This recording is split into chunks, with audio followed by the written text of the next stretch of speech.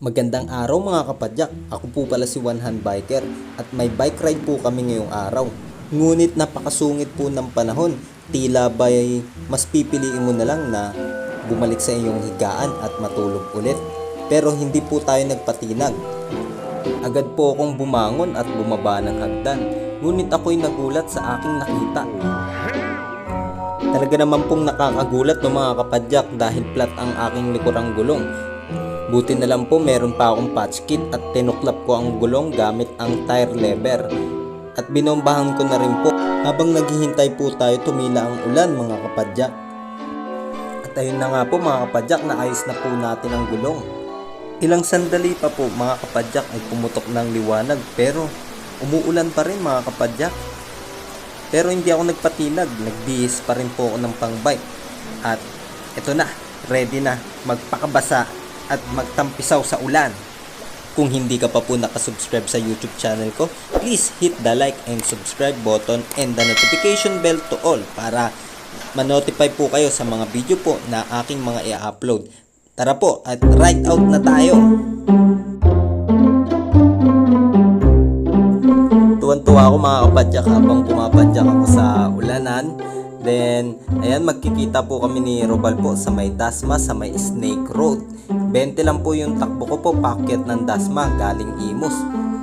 Ayun na nga mga kapadyak, dumating na po ako sa Danyo Street, Snake Road sa may Dasma.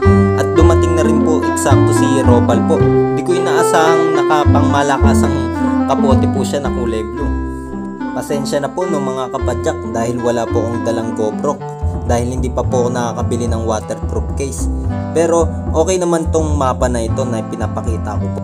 Mga kapadyak, pagdating po namin sa may Estrella po, sa may parte ng silang, nag-stop over muna po kami para magbuko juice. Di pa po kasi ako nag-aalmusal. At hinubad na rin po ni Robal yung kapote niyang pangmalakasan po. Dahil nag-overheat na po siya sa init at basang-basa na siya ng pawis din po. Ayan po mga kapadyak, patuloy na po tayo sa pag-ahon. Naiiwanan po ako ni Robal sa ahon po dahil praktisado naman po itong robot na ito. Laban lang. Ayan po mga kapadyak, nasa rotonda na po tayo ng Tagaytay at nagkape muna po kami. Ayan po yung oras po, 1 hour and 40 minutes. Tapos yan, 20 yung average po. Okay mga kapadyak, nandito na po tayo sa sa Tagaytay. Rain or rain. Rain or shine yan. Kasama ko si Robal. Iniwan na naman ako sa Ayan, congratulations po sa mga Olympians natin na sa Tokyo 2020. Yan si Miss Heidelin Diaz, si Carlo Paalam, si Nesty Peticio, pati si Yumer Marshall. Yan. Congratulations po sa kanila. Yan. Naiwan na naman ako ng tropa ko. Praktisado. Tingnan nyo naman yung katawan. Aerodynamics. Yan, nandito tayo. Kanina pa po kami nandito sa nagkape na po kami. Ito yung pambansang bilihan namin dito ng kape. Okay.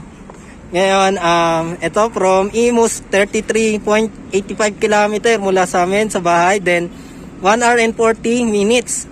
Tapos, may average tayo na 20.1. Tapos, altitude natin nasa 365, yung taas. Tapos may max speed tayo na 30. Yan, 10:31 na, magra-ride out na po kami mga kapadyak. Masyadong mahataw sa ahon. Iwan ako. Nakain ng malakas. ako, mas malakas lang ako kumain. Tingnan nyo, lumobo na nga. May cheekbone na nga ako. Okay mga kapadyak, mamaya po ulit. Morning! Good morning, sir! Asa tamaad to? People's Park. Morning. Yan mga kapadyak, ilan ba yung takbo natin? 31. Magpi-People's Park na lang po kami mga kapadyak. Then sa highway na lang din kami dadaan pa uwi. May deliver pa kasi tong tropa ko. Magdi-deliver pa siya sa sa Apari. Apari Street. Apari Street pala yan. Okay mga kapadyak, mamaya ulit. Mukhang iiwanan na naman ako na ito sa ahon namin. Pakit ang People's Park eh. Groge na pabalik. Ako, mabilis na ako sa lusong eh. 65 kilogram lumulusong. Yan, si Robal, umuga na. Maakyat tayo dito sa crosswind mga kapadyak. Morning! Ingat po! Woo! Jeez! 39 kilometer.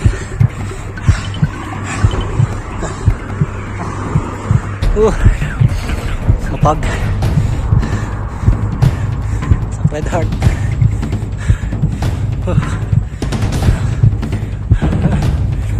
Grabe.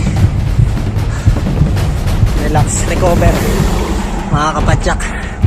Yan, nililingon-lingon na ako ni Robal. Kala niya nasa likod ako.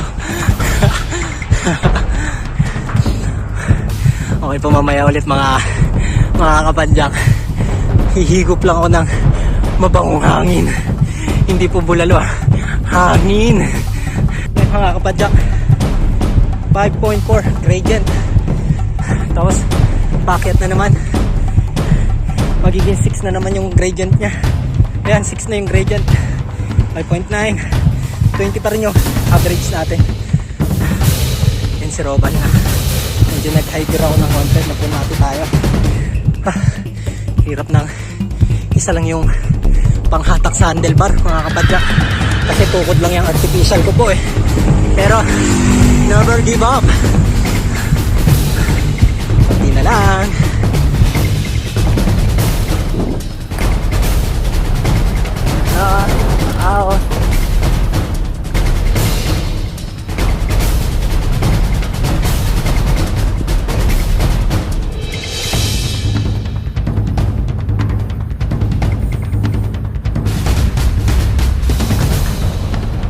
Ano po eh.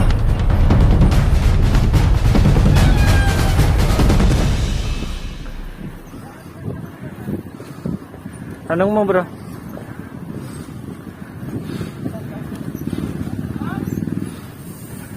Awal.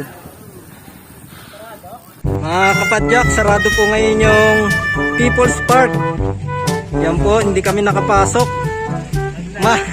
Sadly, umahataw na kami kanina. Tapos pinigilan kami na pumasok. Sarado raw po itong People's Park hanggang 31 po. Sarado po itong People's Park mga kapadyak. Ay po mga kapadyak, pabalik na kami. Kasi may mga delivery pa si Robal, then may kukunin din ako sa bahay nila. May order din ako sa kanyang bearing para sa rear hub ko pati sa cassette. Kasi maalog na yung cassette ko, yung pinaka-prehab na bearing. Special bearing yun eh. Buti meron si Robal. Kung may mga order din po kayo na bearing, may kailangan kayo para sa bike nyo, kontakin nyo po si Robal Estingor. Yan, ano ko po, tatag ko siya yung link dito sa ilalim ng video ko po para makapag-inquire kayo sa kanya. Yan po, sarado, may nakalagay close. Nakita nyo naman po yung van kanina. Then kanina pa kami dito, wala naman pumapasok na kung ano pong mga sasakyan, kaya talagang sarado siya. Mahigpit yung ano nila dito para sa ikabubuti rin natin, para hindi tayo magkahawa-hawa. Okay po, hanggang 31. Okay, baba na tayo. Okay mga kapadyak, kanina 20, ngayon 20 pa rin, umahon dito. Grabe, nanibago ko sa ahon dito. Okay, pauwi na kami, pababa na, madadagdagan na to.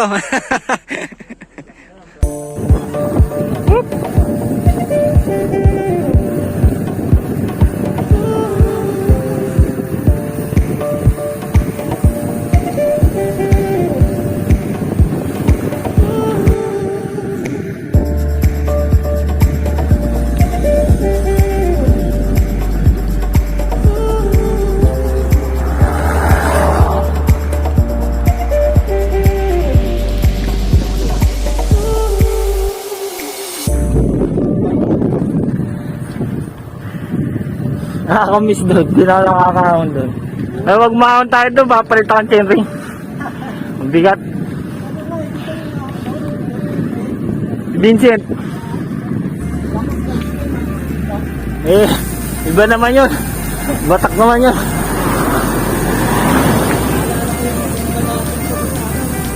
Okay, inaaw natin. Oh, sa train kasi sila nadaan eh.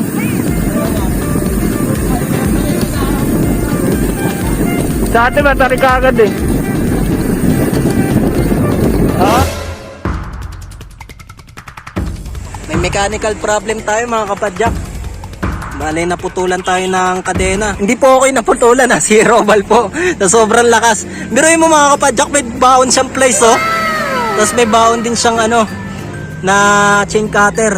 Tapos may baon din siya ng, ito talaga yung ano, pantanggal ng missing link naman. Tapos mayroon extra na ano, missing link. Laman ng bag niya po. Kumpletong kumpleto. Pwede na mag home service, mechanic, bike mechanic. Ayun po mga kapadyak. Nandito kami sa may tapat ng sungay. Tapos ito yung Angel's Burger na lagi naming minimeryendahan pagkaakyat ng sungay. Ito po yung Tagaytay City Central, yung elementary school. Okay po. Buti na lang ready si Robal. May dala na tools. Yan po. May yun lang, nagasgasan po siya. Kasi tignan nyo yung pagkakaputol nung ano, wasak. Sa sobrang lakas. Yan o. Ngayon lang ako nakakita nito mga kapadyak na talagang nahati yung ano, yung linkage nung chain. Buti naman walang masamang nangyari kasi na-control naman eh. Control yung ano, pagkakaputol. Tas, tapos ako ano, nakadistansya din ako sa likod niya kaya naka-ano rin ako, nakaiwas. Yan. May kakabit na niya. Yan po. Buti na lang, ready si Robal oh. Tignan nyo, may plies.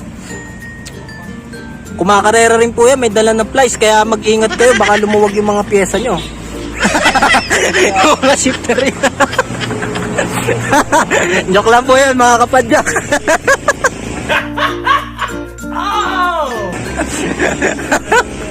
Makaputulan kayo ng kadena. Bigla. Tatanggalin yung link, no? May dala siyang mga tools. Meron pang ano, tingnan nyo, may adapter pa ng ano, ng pang 160 to ano yata to, 180. Para sa likod. Pwede rin yung pantanggal ng ano, crank, yung lock doon sa gilid. Yan, nakabit na po. May kakabit na ni Robal. Ano, na-shoot ba? Kailangan pa itulak para tumagos. Yan, yan po yung pagkakabit ng link ng kadena po mga kapadyak sa mga hindi pa po marunong. Ugaliin pong magbaon ng mga tools. Pati ng plies po mga kapadyak. Walang masama po dyan. Kung mabigat yung dala mo, isipin mo na lang, training yan. Sa training. Yan. Yan. Medyo. Uy, may nag-skid ang gulong ah. Woo! Buti hindi pala kami nagsampalok. Naka 38 din po kasi siya eh. Ayun oh. Mamaw. 38 ako, 36 lang. 36 lang si Era. Ano mga kapadyak. Okay po mga kapadyak, nandito tayo sa bilihan po ng ano, kasaba na suman. No? Suman. Kasaba, suman. Kaya nakalagay. Binasa ko lang po. Ito yung bilihan dito ng masarap na suman dito sa Tagaytay. Yan, meron silang available na langka, makapuno, tapos latek, buko, pandan, bukayo, choco, at ube. Mura lang po mga kapadyak. 20 pesos, may 20 pesos, tapos may 15 pesos din. Sulit po yun kasi malaki naman siya din. Napakasarap mga kapadyak. Hindi kayo magsisisi pag bumili kayo na ito. Okay, ito yung tatanghalianan muna namin ni Robal dito. Yan po mga kapadyak, yung mga flavor at mga presyo ng tinda po dito sa may sumanan dito sa Tagaytay. Yan. Bale, papunta tong ano, papuntang picnic group yung kalsada. Paggaling rotonda ng Tagaytay po. Okay mga kapadyak, tikman natin tong masarap na suman. Bale, bumili ako ng iba't ibang flavor po ng suman nila. Bale, itong tinikman natin ngayon, itong latek. kulay pink yung ano niya, tali. Yun may indication parang siomay. Ay,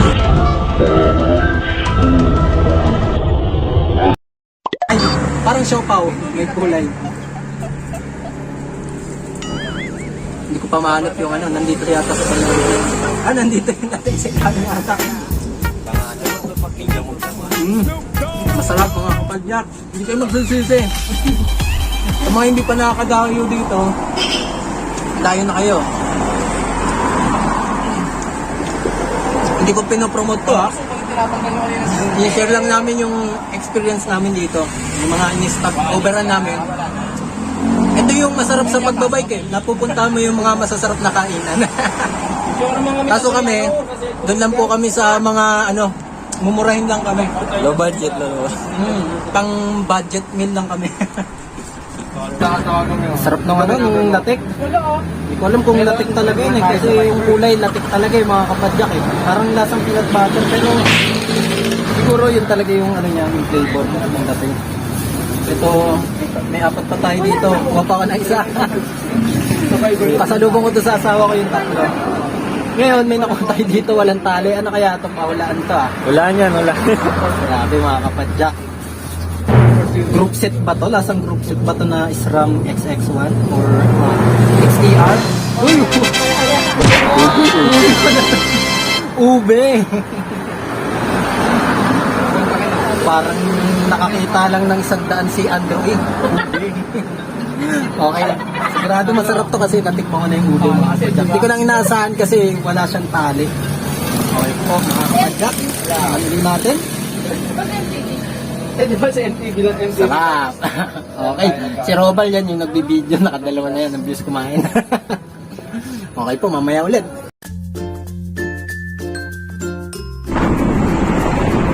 Yan po mga kapadyak. Ordito. Lusong. Yan po si Robal. Nag-aerodynamics. May dalang bag. Ako naman, may dalang suman. Pasalubong sa asawa ko. Shoutout po sa asawa ko.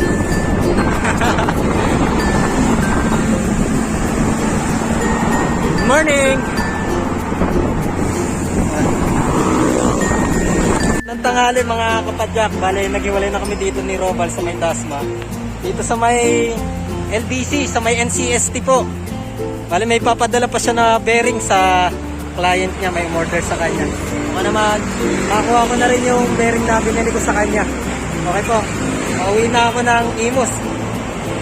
Okay po, magandang tanghali mga kapadyak. Nandito na po ako sa bahay, nakabalik na po ako. Okay, grabe, napakainit. Pagdating dito sa Imus, kanina sa Tagaytay, napakalamig ng panahon. Meron pa siyang pag. Yan, 3 hours and 37 minutes tayo. Tapos meron tayong distance na 85.84 kilometer. Ang average po natin 23.6. Nabawi po natin kanina yung 20 no mga kapadyak. Ayan, tapos negative 20 yung altitude. Tapos meron tayong max speed na 52.2 kilometer per hour. Tapos yan 144 na po ng tanghali. Okay po, maraming salamat po sa pagsubaybay mga kapadyak sa video ko na ito. Sana po ay nakapag-ride din kayo ng maayos ngayon. Medyo maulan kanina. Pero yon, hindi tayo nagpatalo sa ulan. Maganda naman yung panahon po pag akyat ng Silang, itong Olivares, yan na walang ulan po na naganap. Tapos umakyat kami sa may Palace in the Sky. Yun, sarado po doon sa may People's Park.